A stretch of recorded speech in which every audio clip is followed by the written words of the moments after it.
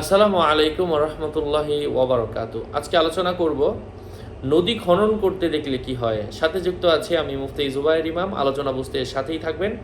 যারা এখনও চ্যানেলটি সাবস্ক্রাইব করেননি সাবস্ক্রাইব করতে ভুলবেন না। ভেরিফাই চ্যানেলের ডিসক্রিপশন বক্সে ক্লিক করলে আমার পেজ এবং আইডি আসবে। এটা ছাড়া আলাদা অন্য কোনো পেজ নেই, আইডি নেই, ইমো নেই, হোয়াটসঅ্যাপ নেই, টিকটক নেই। নাম ছবি দেখে বিভ্রান্ত হওয়া যাবে না। প্রত্যেক ভিডিওতে আলাদা আমি সাবধান করি, সতর্ক করি।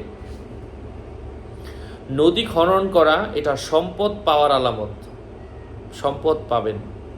কেউ স্বপ্নে দেখলো তার বাগানে পানি, তাহলে রিজিক তার দিকে আনা হবে।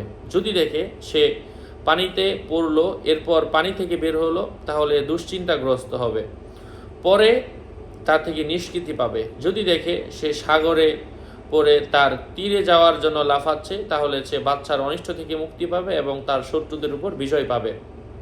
স্বপ্নে দজলা নদী থেকে পানি পান করতে দেখা মন্ত্রিত্ব পাওয়া অথবা সম্মানী কোনো চাকরি পাওয়ার সম্ভাবনা রয়েছে।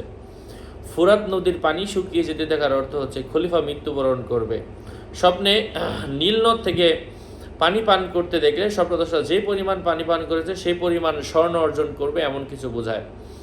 স্বপ্নে উপত্যকার পানি স্বপ্নদ্রষ্টাকে আচ্ছাদিত করে ফেলেছে, অথচ সে তাতে ডুবে যায়নি। এমনকি দেখলো সে প্রবল বিপদের সম্মুখীন হবে। যদি সে তা থেকে বের হয়ে যায়, তাহলে সে দুশ্চিন্তা থেকে মুক্তি পাবে। নদীর পানি যেন তাকে ছিনিয়ে নিয়ে যাচ্ছে অথবা তার আসবাবপত্র নিয়ে যাচ্ছে, এমনটি দেখলে তা স্বপ্নদ্রষ্টার জন্য ক্ষতি এবং ধ্বংসের ইঙ্গিত বুঝিয়ে থাকে।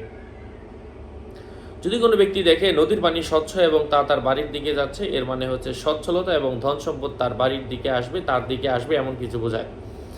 আশা করছি বুঝতে পেরেছেন। আরও আপডেট পেতে সাথেই থাকবেন। সকলের মঙ্গল কামনা করে এখানেই শেষ করছি। আসসালামু আলাইকুম রহমতুল্লাহি ওবরাকাতুহু।